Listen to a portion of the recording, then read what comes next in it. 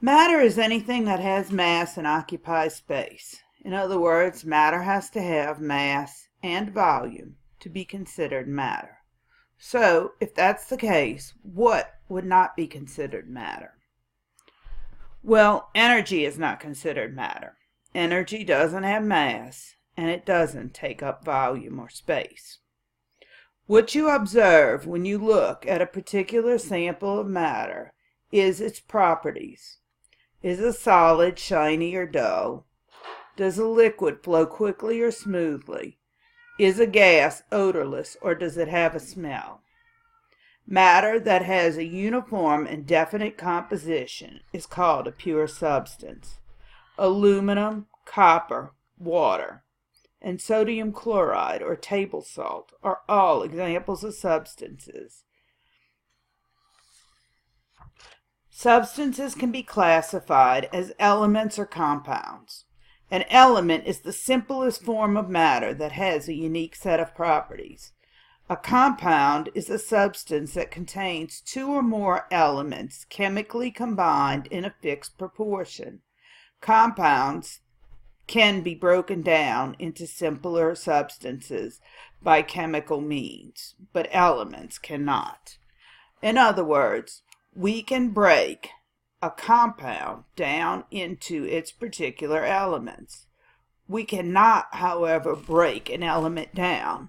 Yes, an element does break down into smaller particles, but the difference is that an element does not retain the properties of the element once it's broken down. Most samples of matter, however, are mixtures. Mixtures can be physically separated. This means they can be filtered, distilled. Using magnetism, you can separate them, or physically by hand. Based on the distribution of their components, mixtures can be classified as heterogeneous or homogeneous. A mixture in which the composition is not uniform throughout is a heterogeneous mixture. An example of a heterogeneous mixture would be like Italian salad dressing. You can see the different phases of the mixture. A homogeneous mixture is a mixture in which the composition is uniform throughout. In chicken noodle soup, the ingredients in the soup are not evenly distributed throughout the mixture. Therefore, you're likely to have different amounts of chicken and noodles in each spoonful. A mixture in which the uniform composition is not uniform is heterogeneous, and the components will be in two or more phases. A homogeneous mixture, however, is a mixture in which the composition is uniform throughout. The components are in a single phase. So Kool-Aid would be an example of a homogeneous mixture. Another name for a homogeneous mixture is a solution. Stop the video at this point and decide whether you think each is an element, compound, heterogeneous, or homogeneous mixture based on the definitions that you're given in this notes packet. Number 1, a beaker of distilled water. That's going to be a compound. Water is H2O. There's a definite composition. And if we're talking about distilled water, we're talking about water in which we have removed any dissolved particles. So it does become a pure substance made with only 2 hydrogens and 1 oxygen. If something is in a definite ratio, then it's a compound. A beaker of clear lake water. The water looks clear, so it's in one phase, but it's not just pure water in this case. There are other things dissolved in that lake water, and so we would consider it a homogeneous mixture because it looks the same throughout, but it's more than one compound or element mixed together. Number 3, the inside of a balloon filled with helium. Helium is an element, Any of the elements are found on the periodic table. Number 4, thermometer full of mercury. Mercury is also an element and can be found on the periodic table. Number 5, a tank of carbon dioxide. Carbon dioxide has a definite ratio in its formula. It has 1 carbon for every 2 oxygens, and thus it's going to be a compound. A glass of Kool-Aid. Kool-Aid looks the same throughout, no matter which sample you get. If you pour Kool-Aid from a pitcher into 3 glasses, you're not going to be able to tell the difference between the Kool-Aid in the pitcher or the Kool-Aid in each of the glasses. So it would be considered a homogeneous mixture. It's also considered a solution because the particles are so small that you can't see any of them. A piece of copper wire. Copper can be found on the periodic table, so it's also an element. A slab of concrete is an example of a heterogeneous mixture because you're going to see different little particles. It's not going to be uniform. If you chop it up into pieces, no 2 pieces are going to be exactly alike. A slab of iron. Iron is an element, so it would be an element. Number 10, a bowl of chicken noodle soup. As we said earlier, chicken noodle soup, when you take a spoonful of it, you're going to have different amounts of chicken and noodles. And this makes it a heterogeneous mixture because the phases are not the same. Salt water is another example of a solution or a homogeneous mixture. Milk is kind of a confusing one because although it is composed of fats and liquid particles, they're homogenized, and so we see it as a homogeneous mixture. Pepperoni pizza, no slice of pepperoni pizza is going to be exactly the same, and so it's a heterogeneous mixture. Carbon is also an element. You can find it on the periodic table. Air is going to be a heterogeneous mixture. Air is made of carbon dioxide, argon, oxygen, nitrogen, and several other elements and compounds. So air is a mixture of elements and compounds. Because of this, air is a heterogeneous mixture. Table salt is a compound. It has a definite formula of NaCl. In other words, for every 1 sodium, we're going to have 1 chlorine atom. Sugar dissolved in water is going to be a homogeneous mixture. It's homogeneous because you can't see the different phases. It's dissolved and the particles are very small, so it's a solution. Granite is a heterogeneous mixture. No 2 pieces are going to look exactly alike. Element, oxygen can be found on the periodic table, so it's an element. Sand and water is going to also be a heterogeneous mixture because if you pour out different samples, the samples would not look exactly alike. Okay, answer the questions at the bottom and then come back to the video to check your answers. Number 21, if it cannot be decomposed by chemical means, then it's an element. Number 22, if it contains 2 or more elements that are chemically combined in a definite ratio, then it's going to be a compound.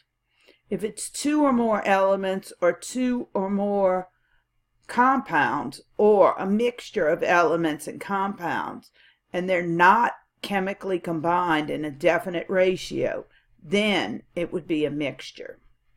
Number 23, if there's more than 1 phase present and it can be separated with a filter, it's a heterogeneous mixture. Remember, mixtures can be separated by physical means.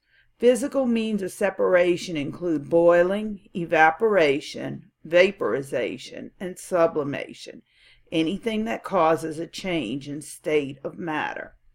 They can also be separated by distillation, in which a liquid is heated and then cooled quickly to produce different phases of matter. They can also be separated by chromatography, which is using filter paper to separate out the components. Filtration and magnetic separation are also physical means of separation. Number 24, if it can only be separated by boiling point, then boiling point is a physical means of separation, so it's a mixture. If we can't separate it by anything but boiling, evaporation, vaporization, or sublimation, then we consider it a homogeneous mixture.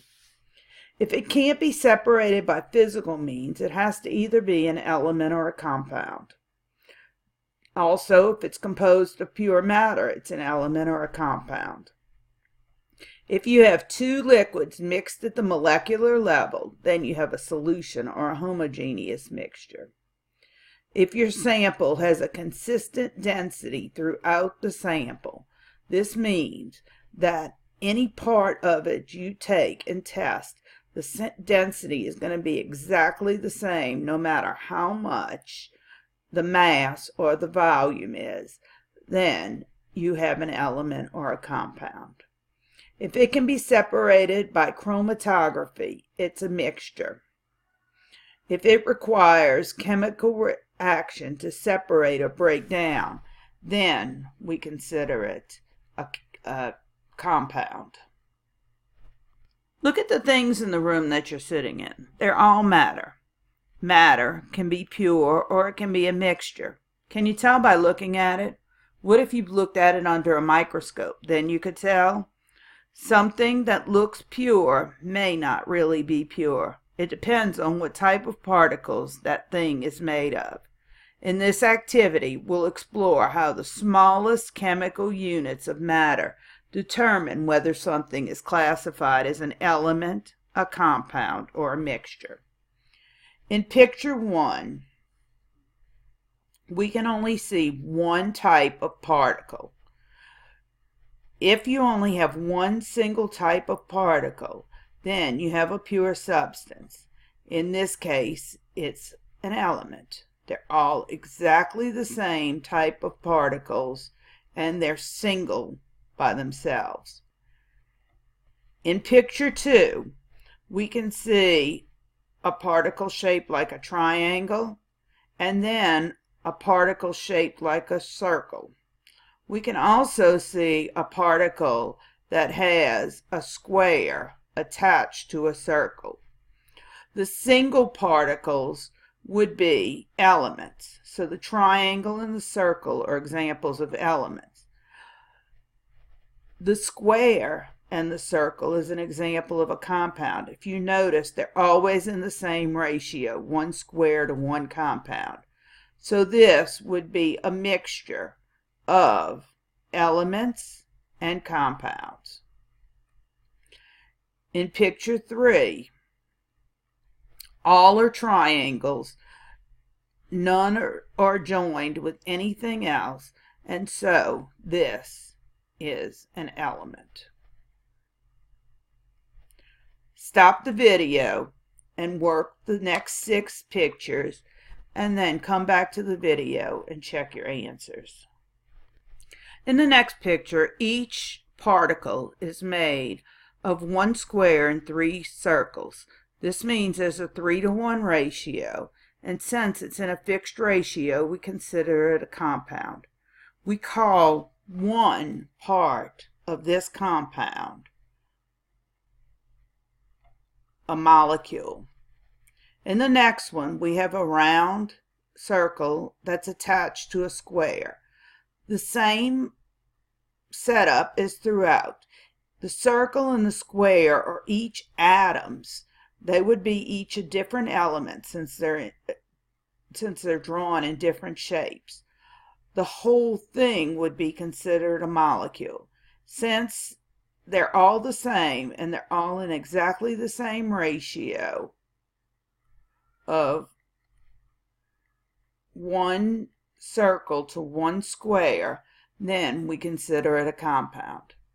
The next picture is a little tricky because it's all the same element because they're all squares, but they're together.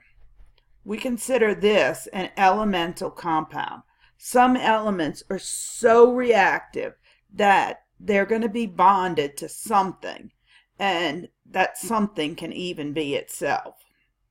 The next picture, we have an elemental compound because it's a compound of the same elements and elements. So we would consider this a mixture of elements and compounds. The next one, we have a triangle with two squares and a circle.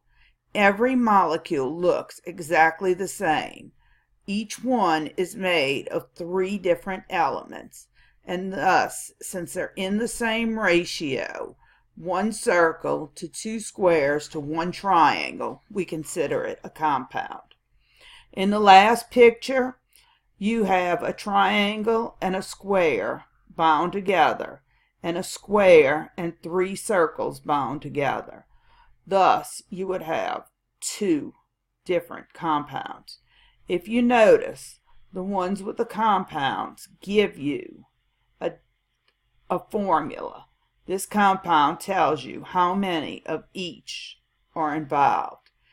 In this picture, you would have 1 triangle, thus 1T, 1 square, SQ. There's 2 of them actually, I'm sorry. And so you would have SQ2 and then 1 round circle, which would be R. All matter can be classified by properties such as physical or chemical. Physical properties do not change what the object is. Chemical properties tell you what kind of changes matter can undergo. Physical properties can usually be seen. They do not change the substance's composition, and they are generally reversible.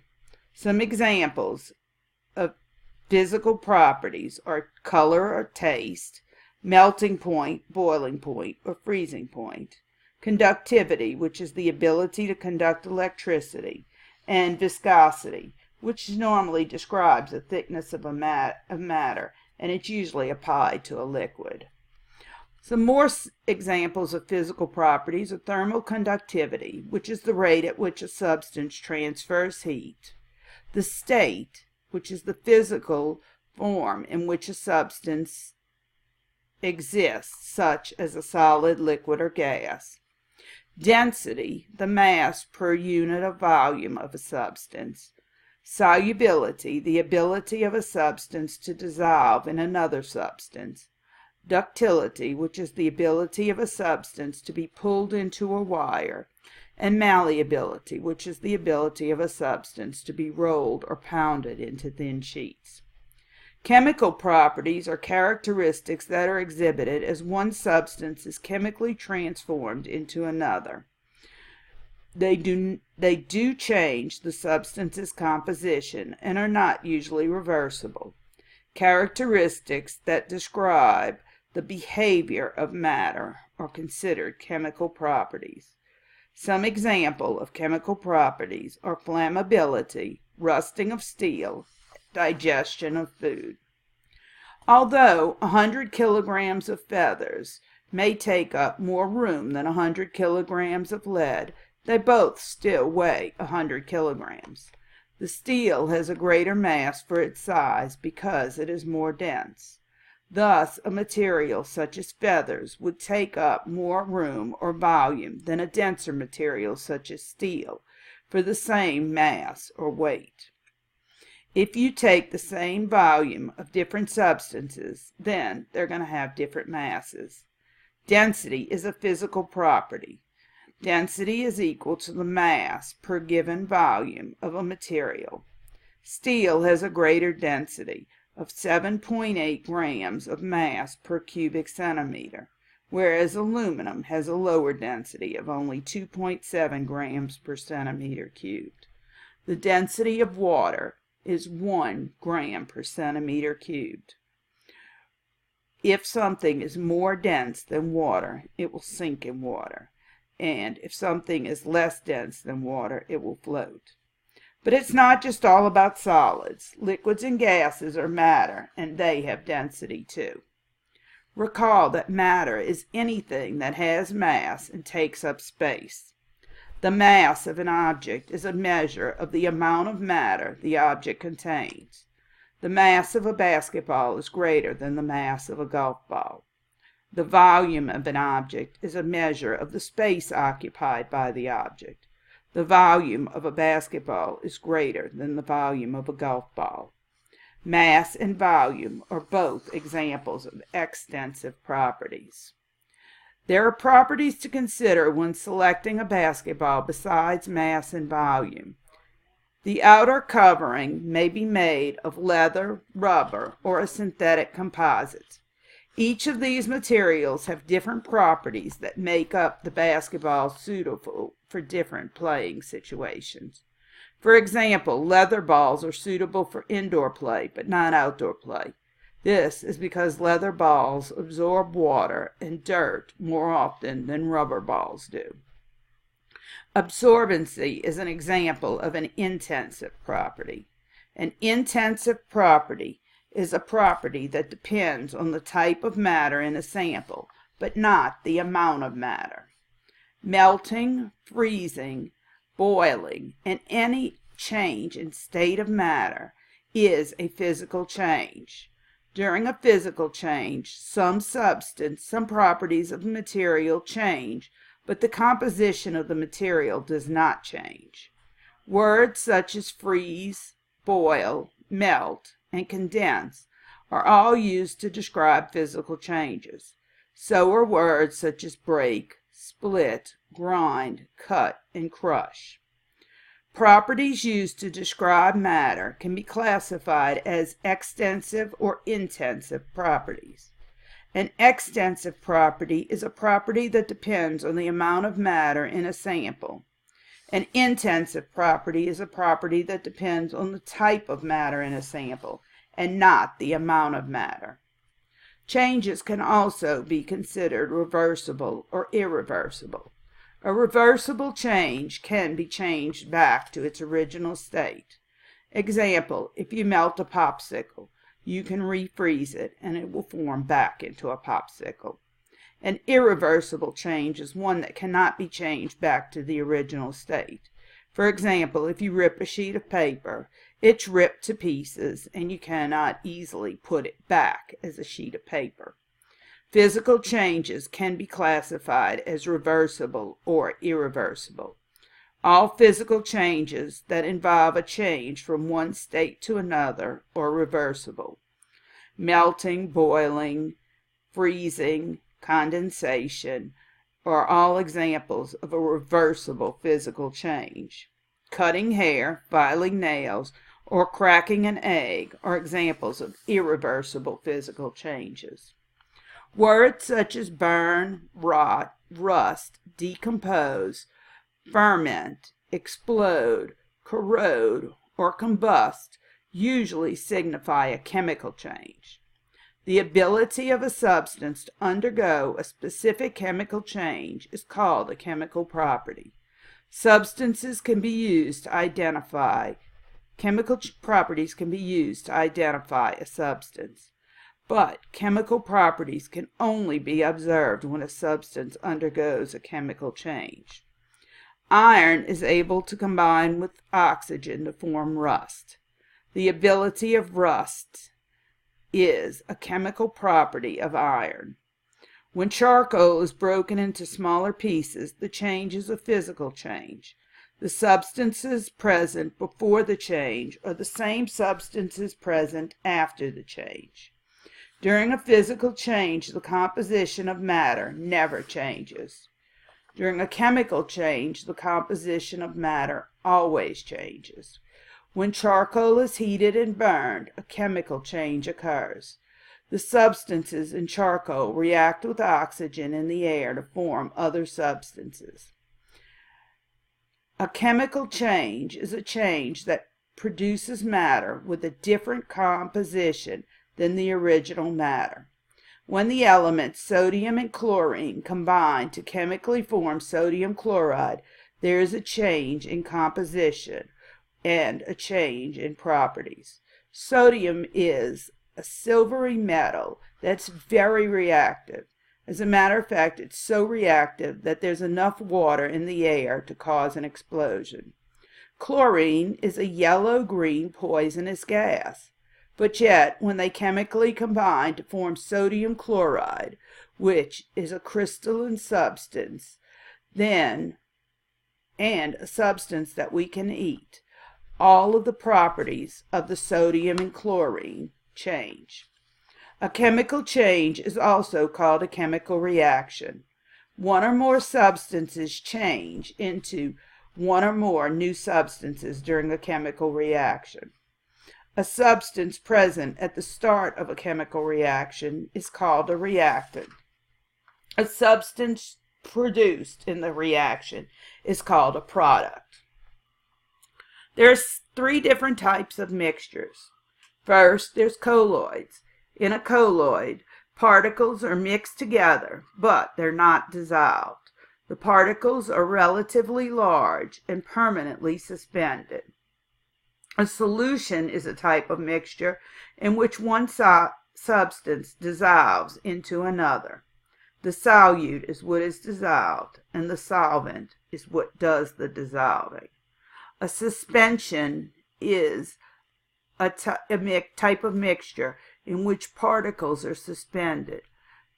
To know that you have a suspension, you normally have to shake the solution in order to mix it up. An alloy is a solution of metal elements, such as brass, steel.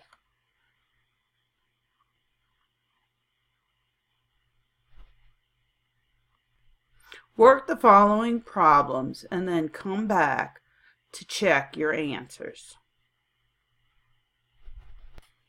Check your answers to this set of problems. Water boiling is considered a physical change.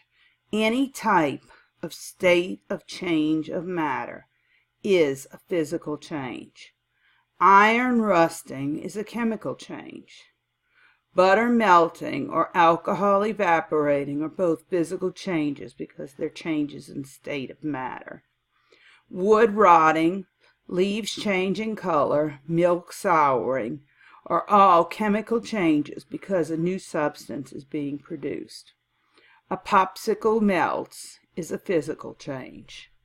Baking a cake is a chemical change. Anytime we cook or bake something, it's chemical. Glass breaking would be a physical change. It's still glass, it's just in smaller pieces.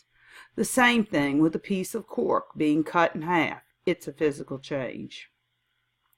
If a bicycle chain rusts, then that's a chemical change because iron and oxygen are producing iron 3 oxide or rust.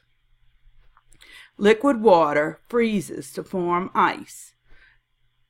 This is a physical change because it's a change in state. A tire is inflated with air. That's also a physical change. Food is digested in your stomach. This would be a chemical change. When sugar dissolves in water, the two can be easily separated. It makes a solution, and it's also a physical change.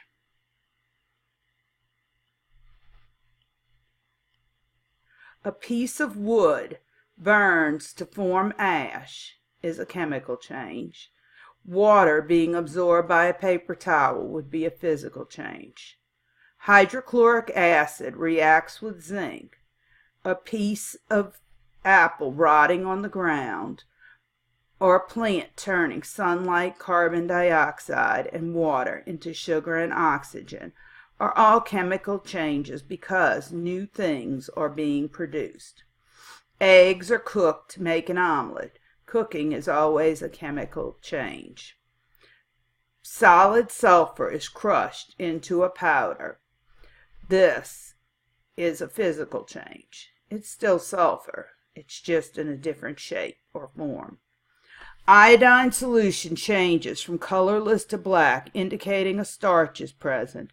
or solid sodium metal and chlorine gas combine to form solid sodium chloride, are both situations where a new substance is being produced, and they are thus chemical changes. Depending on the circumstance, you can use 3 different words to refer to water: water, ice, and water vapor or steam. Water, which is a common substance, exists in 3 different physical states. So can most other substances. The kinetic theory of matter tells us 3 things. All matter is composed of particles. These particles are in constant random motion. How fast the particles move depend on how much energy the particles have and what state of matter the substance is in. And particles collide with each other and the walls of their container. A solid is a form of matter that has a definite shape and volume. The shape of a solid doesn't depend on the shape of its container. The particles in a solid are packed closely together, often in an orderly arrangement. They are the most incompressible, and they expand only slightly when heated. A liquid is a form of matter that has an indefinite shape. It flows, and yet it has a fixed volume. Particles in a liquid are in close contact with one another, but the arrangement of the particles in a liquid is not rigid or orderly. Liquids take the shape of their container in which it is placed. They are almost incompressible, and they expand slightly when heated. A gas is a form of matter that takes both the shape and volume of its container. Particles in a gas are usually much further apart than the particles in a liquid. They are easily compressible. The words vapor and gas are sometimes used interchangeably, but there is a difference. The term gas is used for substances like oxygen that may exist in the gaseous state at room temperature. Vapor describes the gaseous state of a substance that is generally a liquid or a solid at room temperature, as in water vapor. Temperature measures the intensity of heat and the movement of particles. As we increase the temperature, what happens is a solid will melt and become a liquid. As we increase the temperature more, a liquid will boil and become a gas. If we take a gas and we cool it, then it condenses and it becomes a liquid. If we cool it even more, we say it freezes, and then it's going to become a solid again. There are 2 other changes. Sublimation is when the solid goes directly to a gas. You may have seen this at Halloween time in a haunted house. They use dry ice a lot of times to simulate the fact that a gas is flowing out of a witch's cauldron. So, dry ice is carbon dioxide, and it sublimes, or it goes directly from its solid state to its gaseous state. Another substance that sublimes is iodine. Now, you can also go directly from a gas to a solid. This is way more uncommon than going from a solid to a gas is. And this is called deposition. In deposition, a substance that is a gas is going to become a solid. And one example of deposition is permafrost. The vapor in the air is so cold, and the ground in some areas are so cold that the minute the vapor touches the ground, water vapor touches the ground, it freezes and it becomes what's called permafrost. If you look and you see as heat energy, or as the amount of energy that we're giving to the substance increases, the temperature is going to increase. And you can see right here with a solid, the particles are all orderly. Gas, they're a little less orderly. I'm sorry, water, they're a little less orderly. And gases, they're even less orderly. In water, what holds water molecules together is what we call hydrogen bonding. And in hydrogen bonding,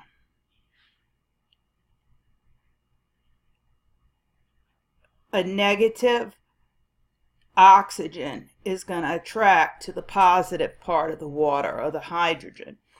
One hydrogen bond is not very strong, but a bunch of them together are fairly strong. Now go ahead and work the problems and that are in the problem section, and submit the answers to your problems to me. Thanks. Bye. Have a great week.